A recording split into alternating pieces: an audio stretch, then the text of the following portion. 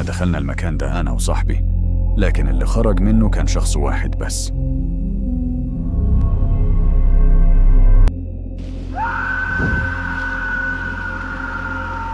النهارده هحكي لكم قصه من اغرب الحاجات اللي حصلت معايا ومع صاحبي مروان. انا ومروان كنا بنحب المغامرات جدا. اي مكان مهجور بنسمع عنه كنا بنروح نصوره، كنا بنروح مستشفيات قديمة ومصانع مقفولة وبيوت فاضية، وكنا واخدين الموضوع مجرد محتوى وعادي يعني بنتسلى. وفي يوم وصل لنا رساله غريبه جدا. شخص مجهول بعت لنا موقع مكان مهجور بعيد عن المدينة، وكان كاتب كلمه واحده بس: لو عندكم شجاعه ادخلوا المكان ده بعد المغرب.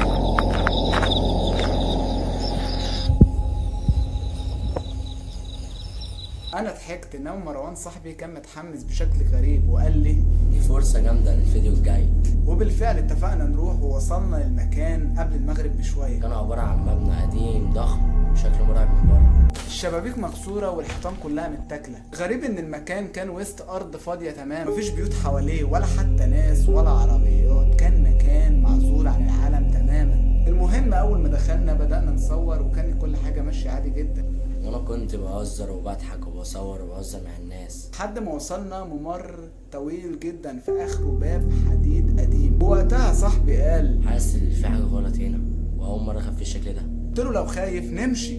لا نكمل. وفتحنا الباب ودخلنا، ومن اللحظه دي كل حاجه اتغيرت. حست السما عندنا وقفت، بالمعنى مش سامعين اي حاجة خالص. انا بصيت في موبايلي لقيت الوقت ثابت ما بيتحركش، افتكرته انه قاتل. فبصيت في موبايل مروان لقيته برضه نفس النظام. من وقتها الخوف بدأ يدخل قلبي، ولكن عادي كملنا. سمعنا صوت جاي من بعيد، كان صوت خبط جامد جدا، مرة 2 3. وصوت الخبط بدأ يتكرر بنفس الارتفاع وعلى حيطة ضخمة.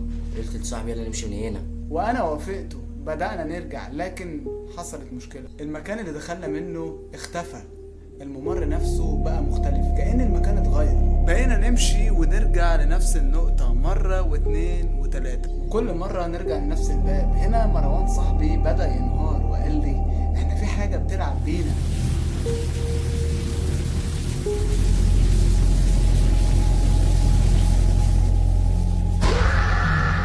وفجأة سمعنا صوت ضحكة، صوت ضحكة طفل صغير، والمكان فاضي بنسبة 100%. طلعنا نجري، واحنا بنجري مروان وقع. سمعت صوت صرخة منه، بصيت ورايا لقيته وقف. لقيته كان بيبص على حاجة ورايا، وشه كله كان رعب، اكتر رعب شفته في حياتي. قلت له: في ايه؟ لكن ما ردش، فضل باصص ورايا. وفجأة جري في اتجاه مختلف، وانا جريت وراه، لكن بعد ثواني اختفى تماما، كأن الارض بلعته. فضلت انادي: مروان مروان، على كده اكتر من ساعة ولا اي اثر، لحد ما لقيت باب صغير ما كانش موجود قبل كده. فتحته ولقيت نفسي بره المبنى في وسط الارض الفاضية. خرجت اجري وركبت العربية وروحت. اول ما وصلت البيت لقيت اكتر حاجة مرعبة: الوقت. لقيت الساعة كانت 7، نفس الوقت اللي احنا دخلنا فيه. رغم اني حاسس اني قضيت ساعات جوه، بلغت الشرطة.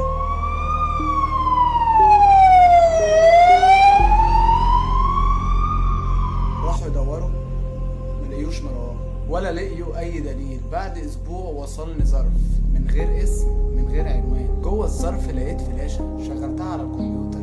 كان موجود فيديو واحد. الفيديو ده متصور بكاميرا مروان. الكاميرا كانت بتصور وهو بيجري، وكان بيتنفس بسرعة جدا. وفجأة وقف وبص للكاميرا وقال جملة واحدة: لو الفيديو ده وصل لك اوعى ترجع تدور عليا. وقبل ما الفيديو يقفل بثانية ظهر مروان واقف بعيد في ممر مظلم، وجنبه شخص تاني، وكان شبه مروان بالظبط، نفس الشكل نفس اللبس نفس كل حاجة. ومن يومها وانا ما بطلتش اسأل نفسي سؤال واحد: اللي اختفى ده كان مروان، ولا الشخص اللي كان معايا طول الوقت ده ما كانش مروان اصلا؟